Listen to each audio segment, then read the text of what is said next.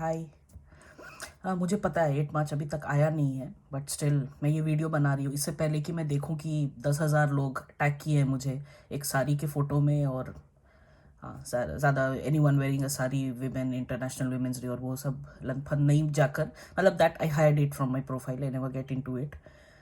ये सब मैं मतलब कॉलेज के टाइम में करती थी, बट क्यों ये वीडियो बना रही हूँ, मेरे लिए वीमेंस डे क्या मैटर करता है, मैं उसके लिए बना रही हूँ कि इंस्टेड ऑफ मतलब मेरे ऑफिस में भी सेम राइट। ऑन 8 मार्च क्या हुआ है, there will be a panel sitting, will be discussing the issues, the problems which women's face right.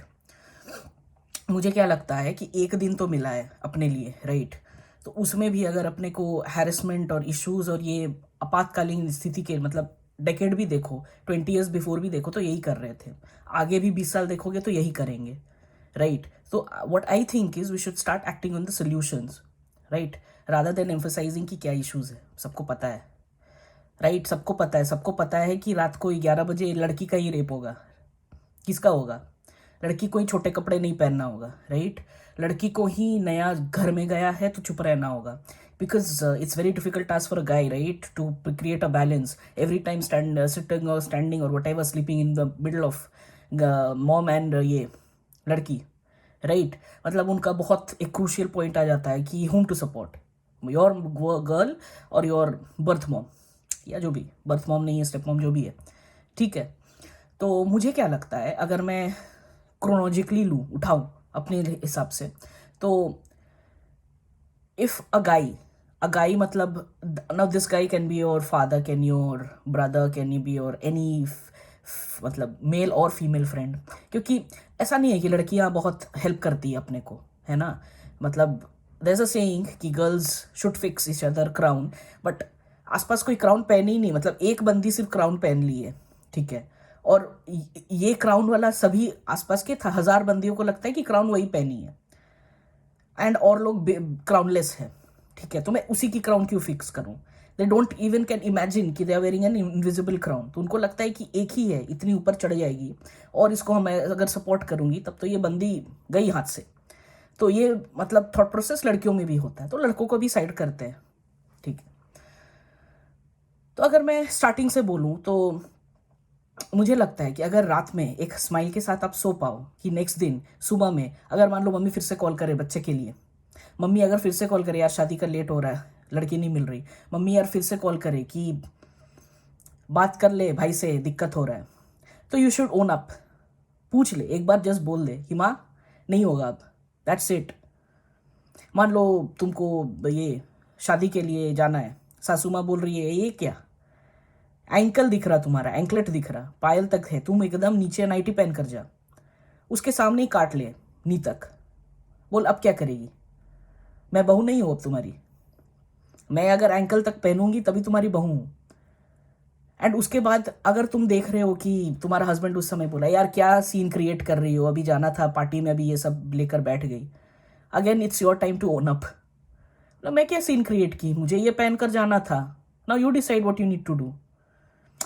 क्या होता है ना कि even if you ask them कि यार तुम्हें पता है कि अपने इनके साथ नहीं पटेगा, we can live alone, we can stay separate, नहीं है पैसे ठीक है, बाहर कहीं थोड़ा मोड़ा उतने पैसे जुगाड़ करके we can start thinking about it, कोई लोग सोचेंगे भी नहीं।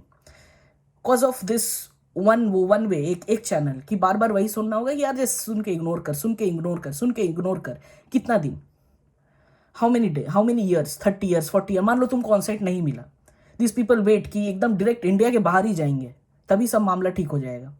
इंडिया में रहकर you can not stay to a different place, सब मम्मी का हर्ट हो जाएगा, मम्मी ये है, मम्मी को हार्ट अटैक आ जाएगा, मम्मी का हार्ट इश्यूज है, मम्मी का हार्ट इश्यूज और बढ़ जाएगा, बहुत सारे इश्यूज है right. You know no no no no no, ये सब काउंट नहीं करता, you need to start owning up. और ये वेमेंस डे के दिन मेरे को लगता है बहुत अच्छा मुहूर्त है ये सब स्टार्ट करने के लिए राइट। ये बहुत अच्छा एकदम एपिक मोमेंट, उस वहां पर फोन करके मुझे किसी का इश्यूज नहीं सुनना उस दिन, मतलब इश्यूज क्या, मुझे लगता है कि हेलो के ही वो आवाज में इतना वो सैडनेस, इतना आसपास दुखियारी लोग हैं कि मैं क्या बोलूं। मतलब ऑफिस अगर इस ये वाला मान लो मैं सुलटा दी कि पति को बोलो कि भाई तुमको अगर दिक्कत है, you decide what needs to be done, I have decided कि मैं यही कपड़ा पहनकर जाऊंगी, आई डोंट नो कि ये मेरे लिए कितना प्रायोरिटी है कि मैं वो कपड़े पहनकर भी जाना क्या है, ये क्या, I really I don't give a fuck, but मुझे जो करना है मैं वो करूंगी। मतलब how can I be a बेटी, अ बहू, a whatever if I am not Abhilasha? मैं अपने से दूर होकर और सबके साथ कैसे रह सकती हूँ?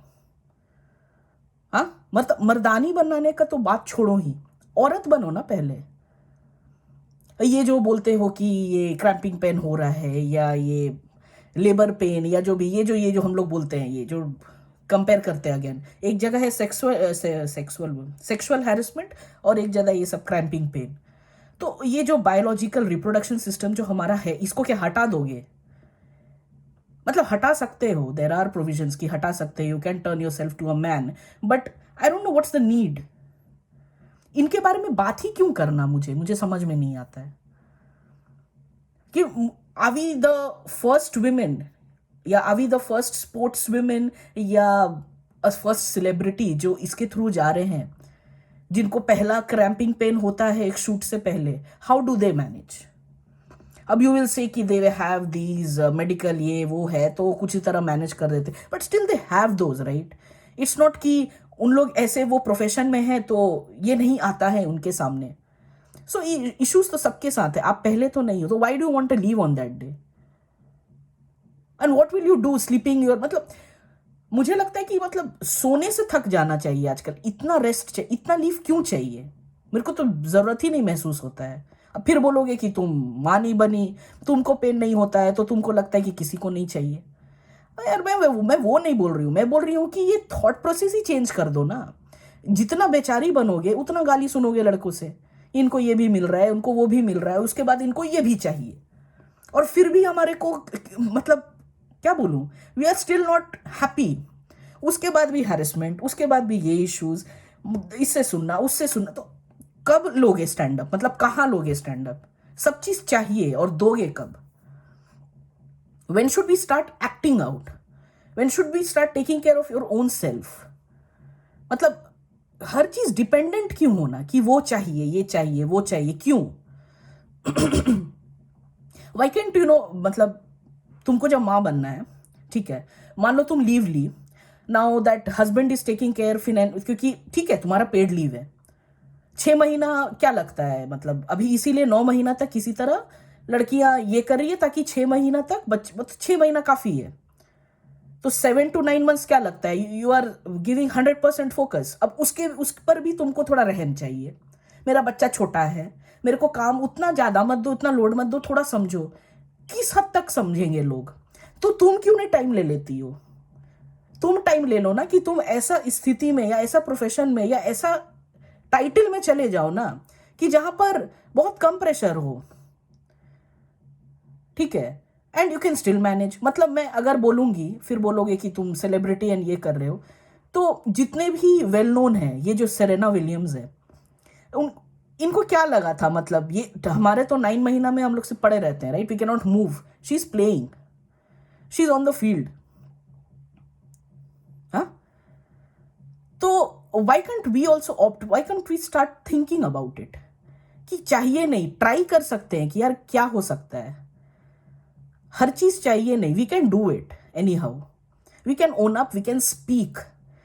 मतलब लव मैरिज है तो ये क्यों डरना कि ये बोल देंगे पति से तो वो भी टूट जाए? मतलब लव मैरिज में तो गाली देना चाहिए हर दिन, और किसके लिए? मतलब प्यार से वो वट एवर, प्यार वो शादी उल्टा मैं वो हिंदी में कन्वर्ट की, what is love marriage for then?